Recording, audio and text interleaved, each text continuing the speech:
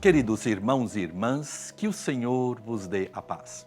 Bem-vindos, bem-vindos ao nosso programa na Escola dos Apóstolos. Sim, estamos aqui diretamente da Terra Santa, chegando na tua casa, chegando na tua vida, chegando também na tua intimidade de fé, com este programa que é realmente uma escola para crescer na fé.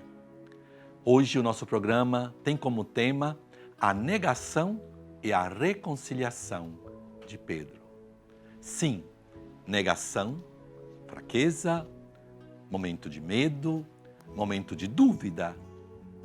E depois, não digamos a reconciliação, mas sim o ser confirmado num amor maior que a negação, que é o amor de Jesus. Não existe nenhum pecado, querido irmão e irmã.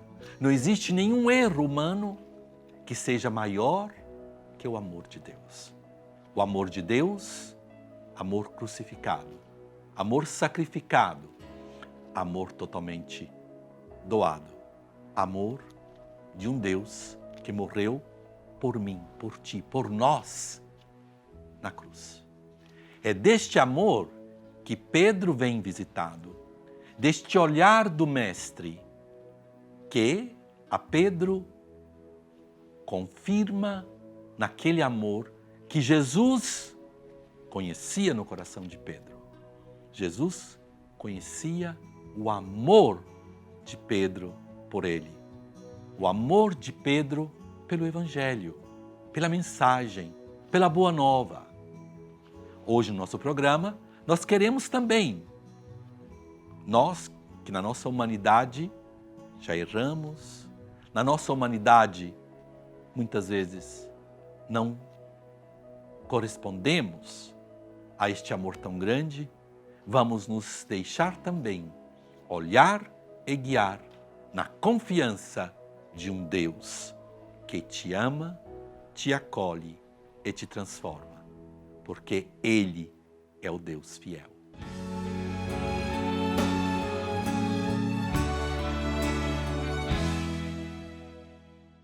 E a pergunta, é muito interessante as perguntas, porque quando nós estamos na Escola dos Apóstolos, nós queremos entrar em profundidade. É o lugar onde nós queremos, neste programa na Escola dos Apóstolos, queremos entrar naquela profundidade do tema, mas não somente do tema, do episódio bíblico, da relação, neste caso, Jesus e Pedro.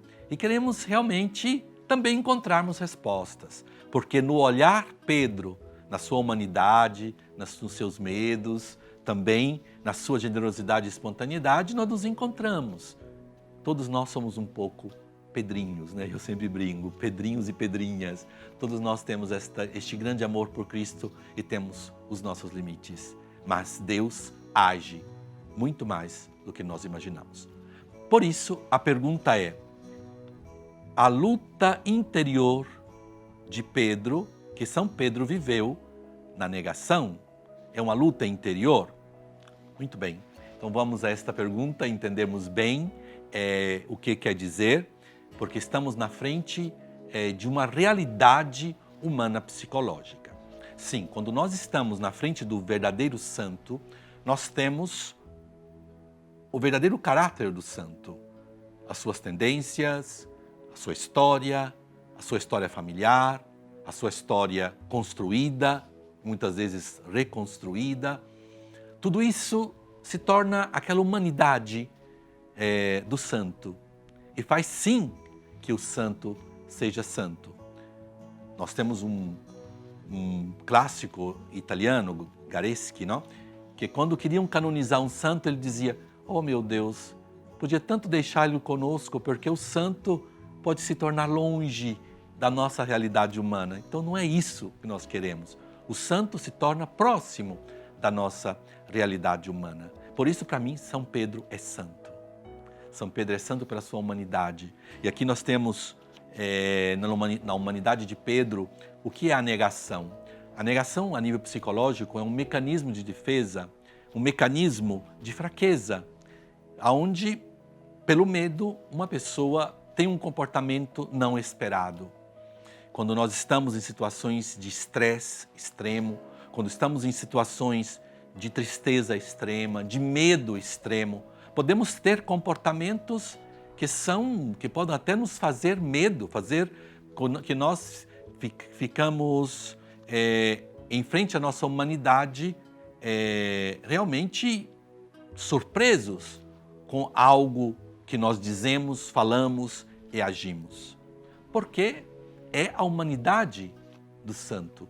E São Pedro está ali, ele se encontra no momento de uma pergunta comprometedora, aonde tinha violência, porque a paixão é violência, a paixão é injustiça, a paixão é amor doado totalmente do inocente, é o cordeiro sem mancha que vem entregue na mão dos malfeitores. A paixão é as penas do inferno, a dor, a negação, a traição. É tanto que Jesus no Getsêmani diz: Pai, se é possível, afasta de mim este cálice, esse sofrimento. É realmente sofrimento. E Pedro, estando do lado de Jesus, ele viveu tudo o que era a paixão. E neste momento daquela pergunta, você também é Galileu, você também estava com ele, você também faz parte do grupo desses loucos da Galileia, desses heréticos.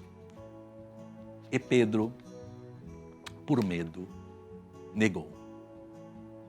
Sim, negou o mestre. Nós podemos dizer nesse momento de fraqueza. E Pedro viveu realmente com dor, vendo seu limite, mesmo tendo tanto amor no coração.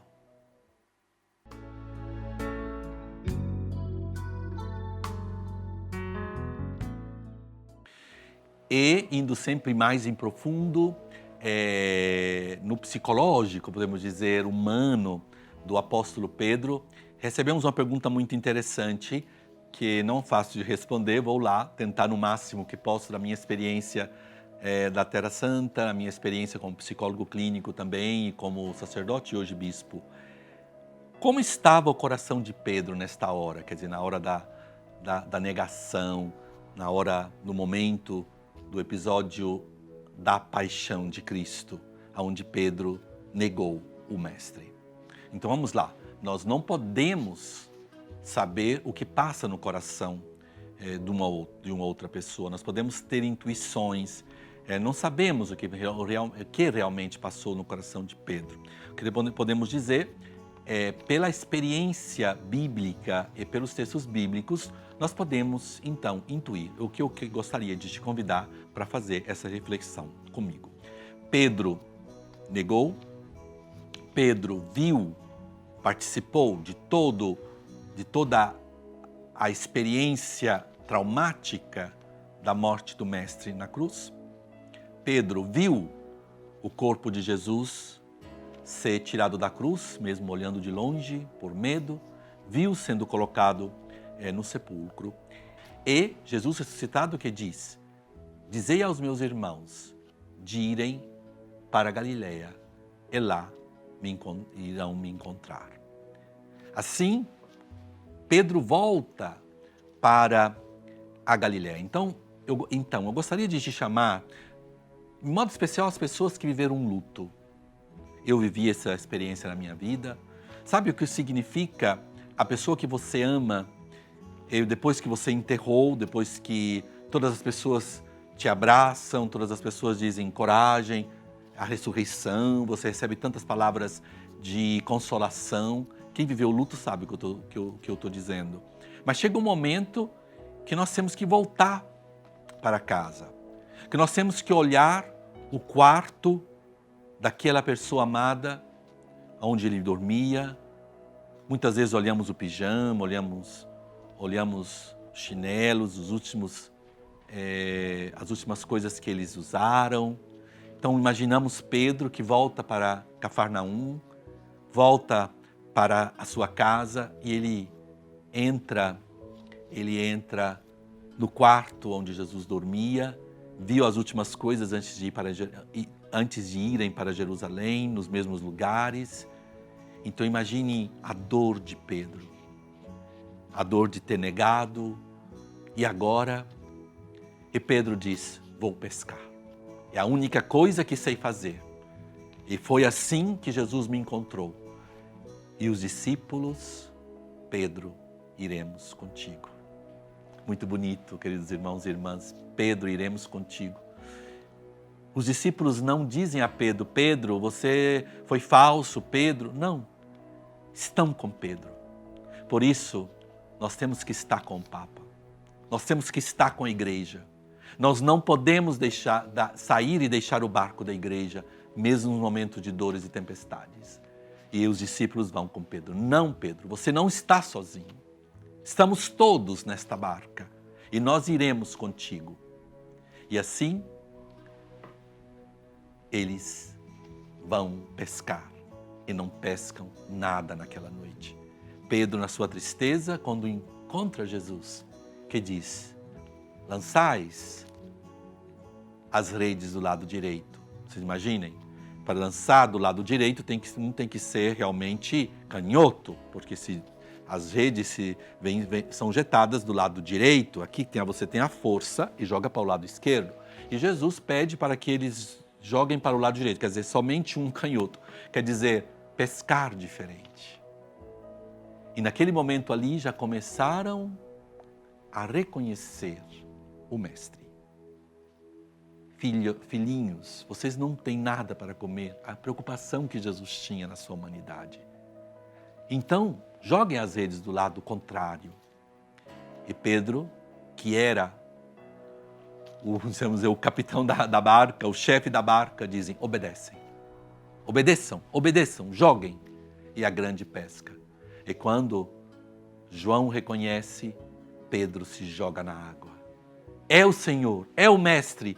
Ele, mesmo estando nu, estava ali pescando, no máximo não estava tão bem vestido, ele se joga no mar. Pedro, cheio de amor pelo Mestre.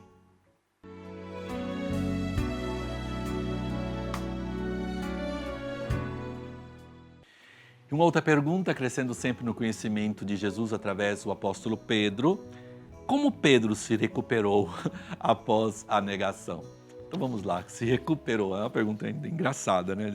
Foi um momento assim, tão traumático realmente para Pedro. A recuperação de Pedro, muito bem, realmente é uma recuperação, porque depois do trauma, né, de ver o Mestre terminar em uma cruz, injustiçado, cuspido, maltratado, surrado, crucificado, coroado de espinhos, é realmente traumático. E também aquela experiência de não ter sido fiel. Pedro, que tinha prometido de ser fiel até a morte, não foi. Então, realmente, é um trauma para Pedro. Como Pedro se recuperou? Para mim, no meu modo muito particular, é o momento de São João, capítulo 21, quando Jesus pescou para os apóstolos. É muito interessante que Jesus pescou. E Jesus foi o cozinheiro naquela manhã, né? Ele foi lá e cozinhou os peixes para os discípulos. Quando eles chegaram, Jesus disse, coloque alguns peixes daqueles que vocês pescaram, para que possamos fazer o nosso café da manhã aqui, na beira deste lago, né? Onde eles realmente conheciam muito bem, porque tinham feito experiências com o Mestre. E eles não reconheciam Jesus, mas Jesus estava ali. Sabiam que era Jesus, mas não tinham coragem de perguntar. E neste momento, eles reconheceram Jesus pelos seus gestos. Jesus, o ressuscitado, é reconhecido pelos seus gestos. Até hoje, nós encontramos gestos de Jesus nos seus discípulos. A cada vez que nós repetimos os gestos de Jesus, nós estamos reconhecendo Jesus presente no meio de nós. E os discípulos reconhecem Jesus nos seus gestos. No gesto de cozinhar, no gesto de perguntar, vocês estão com fome. Naquele gesto de atenção com eles. E é interessante que Pedro está ali de cabeça baixa, quando Jesus pergunta 3 vezes, usando verbos do original grego, a gente entende muito bem, quando Jesus pergunta para Pedro, não? Te agapaste, não? Te me ami, agapas me agapas. É muito interessante porque Jesus pergunta, né? Você é o amor de dar a vida. Pedro, você dá a vida por mim, você me ama ao ponto de dar a vida. E Pedro responde com outro verbo, não? Um verbo de conhecimento, e diz, mas nos conhecemos, eu não sou digno, você sabe. E Jesus não diz nenhum sinal de reprovação, de querendo que Pedro se tornasse e tivesse vergonha. Jesus usa de novo a segunda vez o verbo, mas na terceira vez, Jesus abaixa o nível. Como Pedro, Jesus abaixa ao nível do amor de Pedro e me diz, me quer bem, Pedro.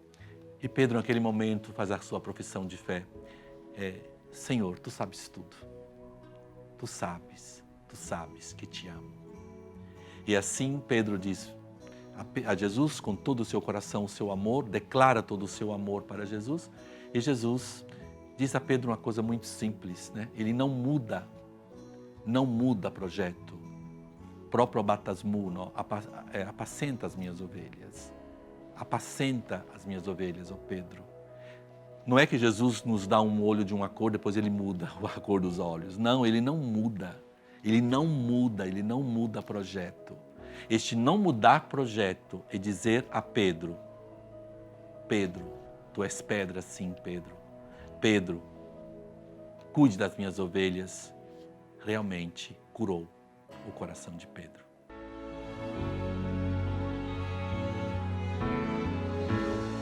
E a pergunta, o que se deu após o encontro de Pedro com Jesus ressuscitado? Então, estamos sempre no capítulo de São João, o capítulo 21 do Evangelho de São João. Estamos na famosa, podemos dizer, sítio arqueológico, e hoje temos uma igreja muito linda em Tabga, que em grego é Heptapegon, 7 fontes, narrado pela peregrina Etéria, em 3º e 4º século na Terra Santa, onde ela viu esses lugares, ela viu os degraus que Jesus subiu para comer num altar, aonde essa peregrina espanhola, né, ela que veio aqui e deixou um tesouro, o seu diário, ela viu os degraus que Jesus tinha subido, né, os degraus, e também o altar, que para mim um altar, vamos dizer, o primeiro altar do mundo, né? Realmente, onde Jesus comeu com seus discípulos. E nesta experiência com Jesus ressuscitado, nós vemos Pedro tendo a experiência do erro, do seu limite, mas da potência da ressurreição de Cristo. Realmente ele fez a experiência de passar da morte do pecado para a vida. É o que nós temos que hoje proclamarmos, nós temos que acreditar com todo o nosso coração que nós podemos errar, mas Deus é sempre fiel. Eu encontrei muitos religiosos até que cometeram erros na vida, mas muitas vezes dizem, está faltando fé, não, Frei Dom Bruno? Eu falo, não. O que acontece muitas vezes é que nós não acreditamos realmente no perdão de Deus. Não acreditamos no amor de Deus realmente. Quando nós cometemos um erro, pode ser o erro pior, temos sempre um olhar de Deus que não muda projeto sobre nós. Que não existe nenhum pecado maior que o amor de Deus, que o amor de cruz. Então Pedro vive nesse momento a experiência da morte e ressurreição de Cristo, sim. Porque quando nós vivemos a nossa vida, o nosso êxodo, a passagem do pecado para o perdão, é uma experiência de morte e ressurreição em Cristo. Sim, cada vez que nós cometemos um erro e com o sacramento da reconciliação nós fazemos a experiência de Pedro, onde Jesus nos perdoa através do sacramento da confissão, e aonde nós vivemos essa experiência que Pedro viveu de pecado, do pecado à vida, do pecado ao perdão de um Deus que nos ama, e este amor é muito maior que o pecado que nós cometemos. Por isso, temos que ser muito misericordiosos também quando um irmão, uma irmã peca. Por quê? Porque não existe nenhum pecado, nenhum erro humano maior que o perdão de Deus. E cada vez que você se colocar contra o homem que errou, você está se colocando contra Deus. Porque Ele ama. Ele ama. Ele morreu na cruz por nós. E levou na cruz todas as nossas enfermidades. Então, no momento que Jesus morria na cruz, estava levando também o pecado de Pedro. Todos os pecados de Pedro, todos os pecados dos apóstolos e todos os nossos pecados. E Ele, como Deus da vida, sim, nos ama e nos deu a sua vida por nós.